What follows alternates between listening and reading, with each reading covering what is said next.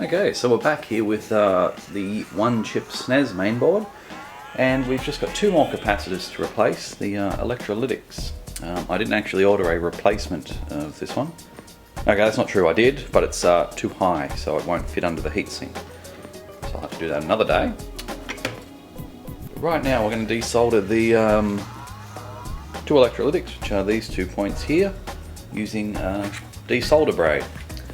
Because I did bring my desoldered gun, but I forgot to bring the power transformer to step it down to 110 volt. So what I tend to do is add a little bit of solder, freshen up the joints. Whoops.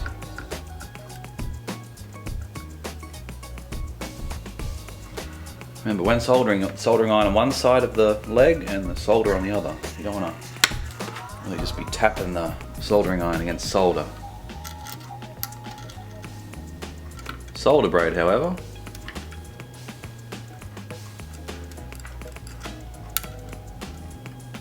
do whatever you want with.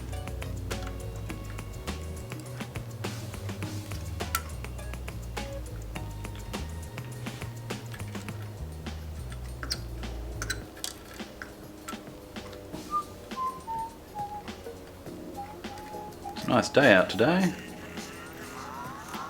Might get a pizza for lunch.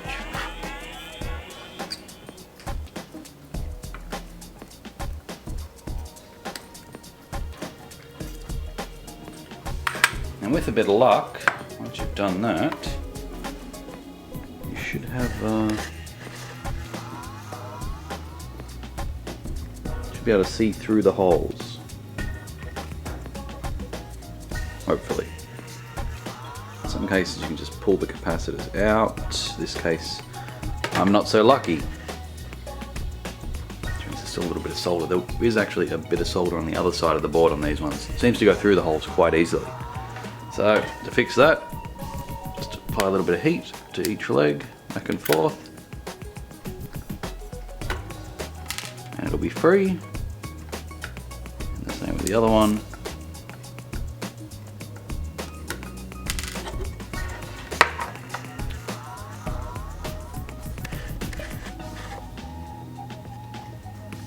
There you go. Holes. So that's ready for two new capacitors. C19 and C18. Now there are quite a few different revisions of these SNES mainboards I've found. I didn't realise there were so many, but there are. So keep your eyes peeled for that. When you're selecting capacitors, I tend to go for it's a personal preference, of course. I always buy either Rubicon, Panasonic or Nichicon. I tend to steer away from other brands. Yeah, but I also go for as many hours as possible and as high a temperature as possible. The higher those are, the less chance there is of failure. So, what's the next step? I guess we'll reflow the solder pads on the board. That'll be the next step. And I might just add, if you're removing all the capacitors, make sure you note down the polarity.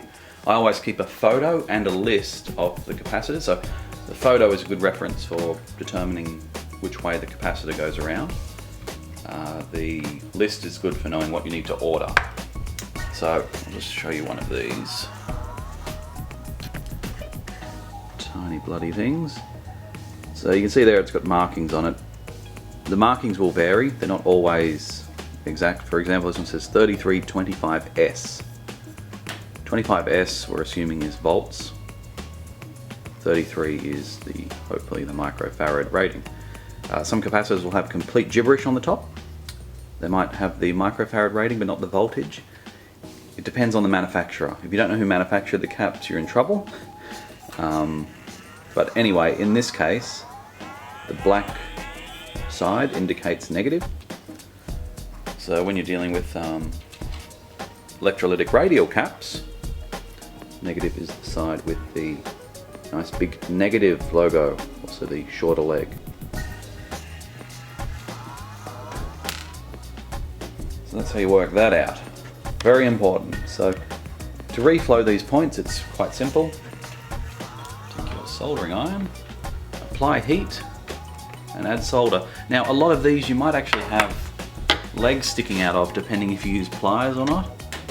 So if you do have legs sticking out, all I can recommend is trying to get the legs out of the thing. I mean, if you leave the legs there, it's going to cause problems. So I've gone ahead and removed them. My camera cut out while I was recording, so that's why my pliers just disappeared off the board like magic. So I removed all 3 legs that I left behind. So now all you got to do is add heat and solder. You will notice that there will be legs, not sticking up legs, but flat legs in the solder pads. I tend to just add solder on top of this. Your goal is to make the solder pads as shiny as possible. Actually, a good starting point, depending on how badly your board's being damaged by the capacitors, or if it has been damaged, a good idea is to use a bit of isopropyl or methylated spirits here in Australia, just to clean the pads and around the pads to get rid of any gunk or glue or residue that might be there. The less of that's there, the better. So I'm going to do that now.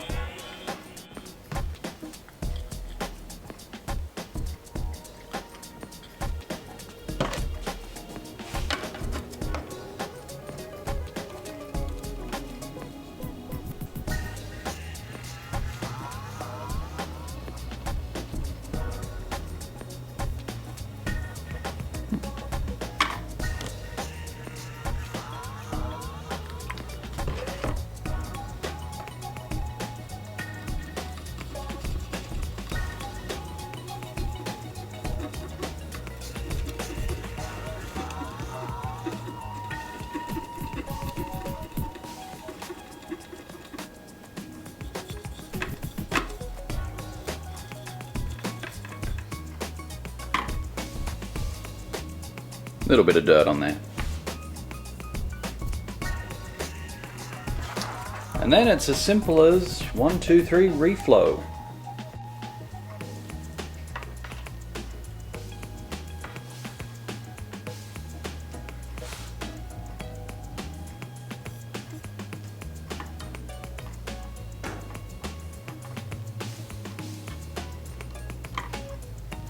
So what I tend to do is make the solder, because I'm not replacing it with SMDs, I tend to make the solder little blobs so that you don't need to add more solder when you're installing the capacitors.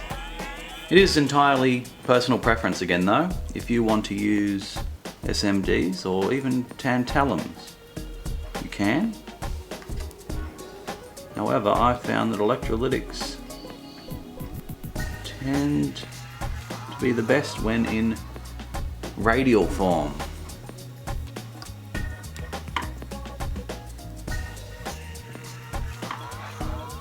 You'll find that when you're soldering, you'll also get some of the legs will actually stick to the soldering iron, which isn't a bad thing. Just make sure you add enough solder so that you don't need to go back and do it again later on. Just a bit of a time saver.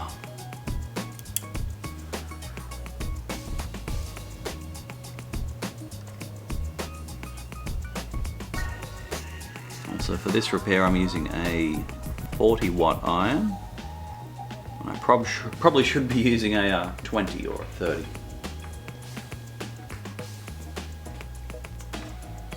So we've got 5 more pads to do.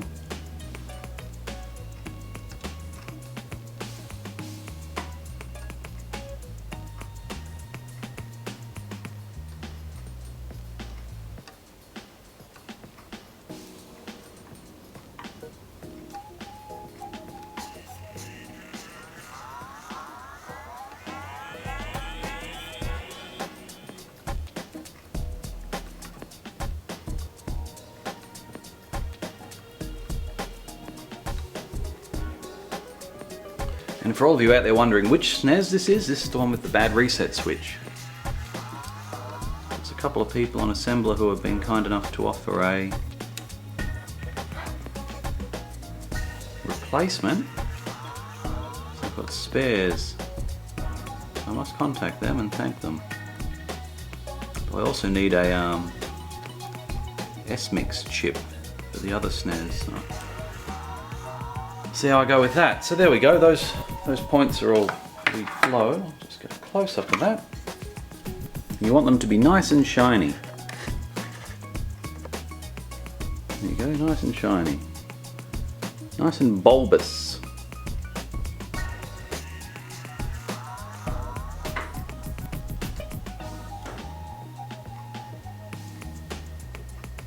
And then the next step is simply adding the capacitors, which is, you know, pretty easy. It's kind of fun actually. Here's a photo of the board in its original state that I work from. So if you can actually see all these boards on retrojunkie.net in my photo gallery, which is actually on Picasso.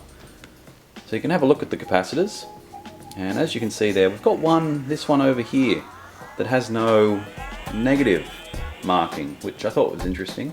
It was the same on the other one chip that we've recapped here.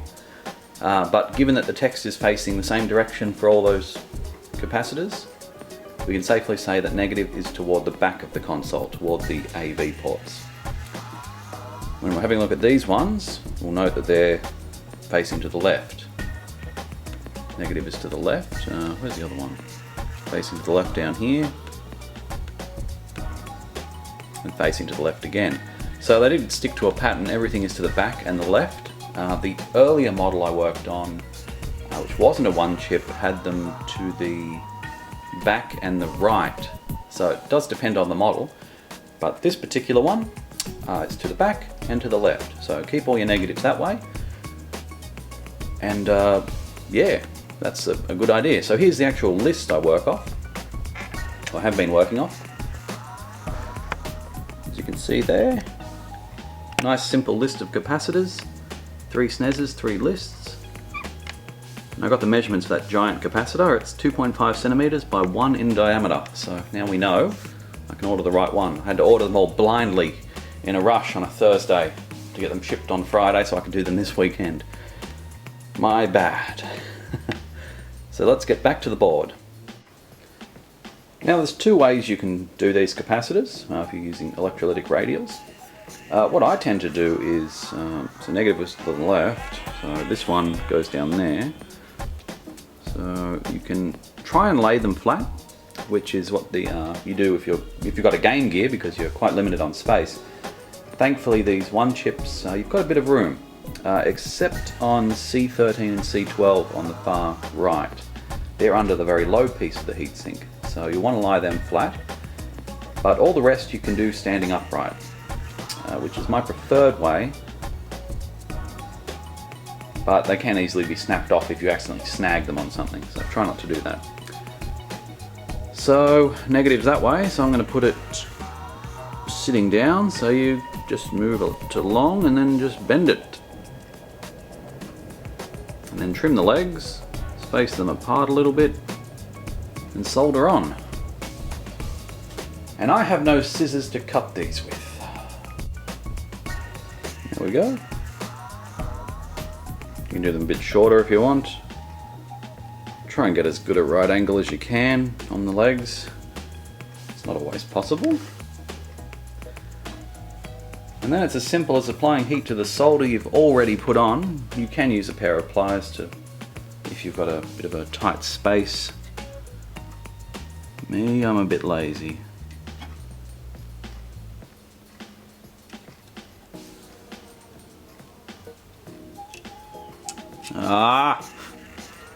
And that's not how to solder a capacitor.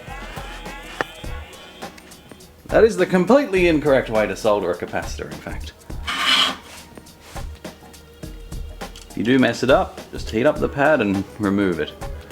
Don't try any fancy things, because you'll probably set it on fire. So I guess I'm going to use pliers for this one.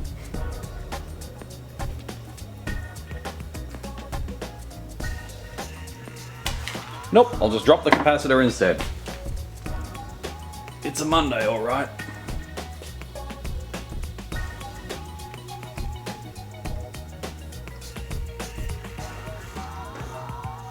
That's the other thing, try not to melt any plastic nearby or other capacitors, which can be a little bit difficult.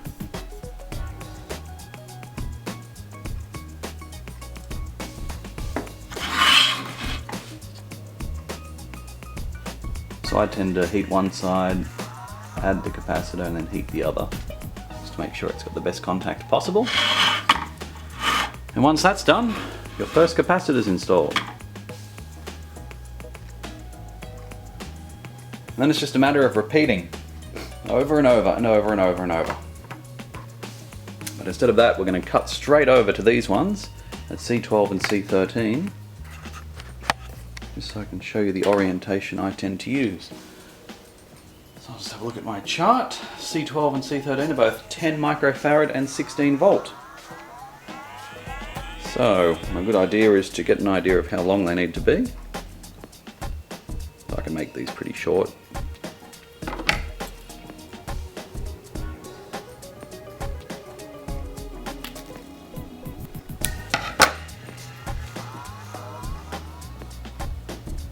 Now you can feel free, of course, to derate the capacitors, make them a higher voltage than they are. Don't change the microfarads. But I've found that if we do that continuously, in 40 years from now, if the capacitors have been replaced twice or 3 times, we can end up with some very odd values. So negative is to the left.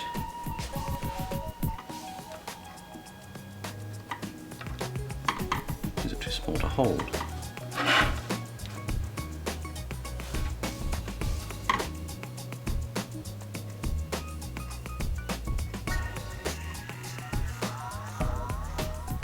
You can also bend the legs down toward the solder to make it a bit easier. And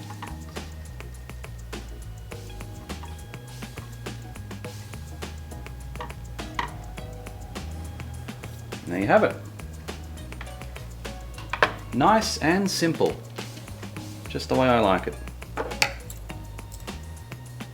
I hope I put negative to the left. I did, that's good.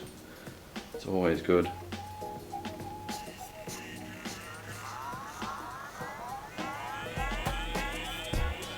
Just do C13.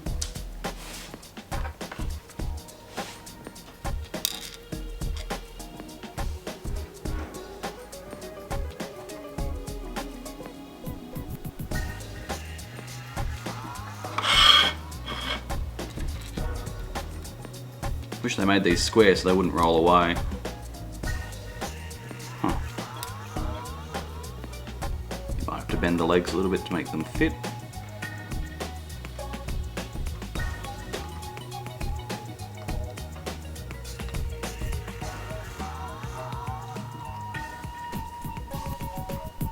Might have a little bit more solder to that point.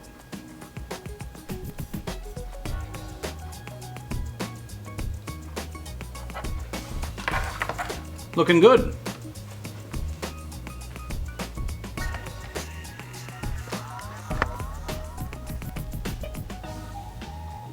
And just keep doing that to the rest. Once you're done, plug it in, give it a test.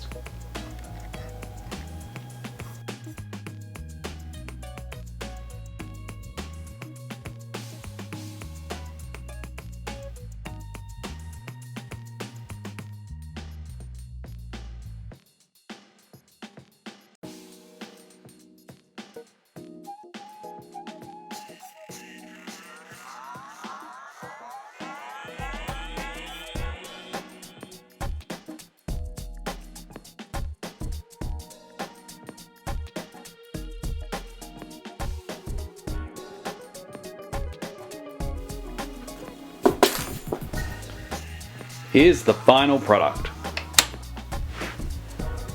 Remember, it was working beforehand.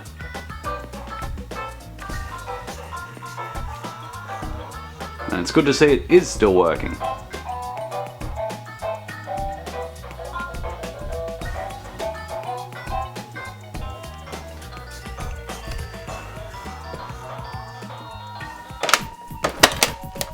That tune is catchy, but not as cool as Urban Strike. Yeah. Maybe I should blow in the card.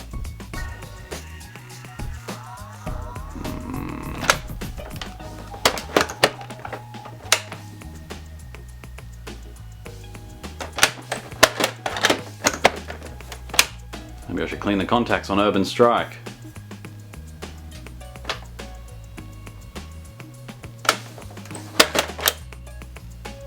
Oh yeah, they're pretty grimy.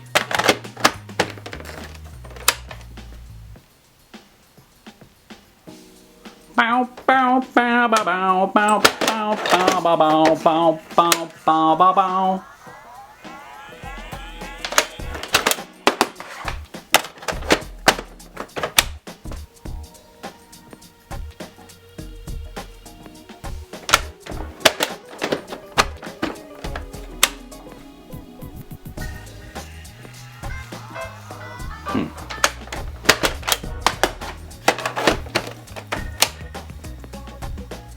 Ah, worked out. You got to insert the cartridge slightly to the right more than the left.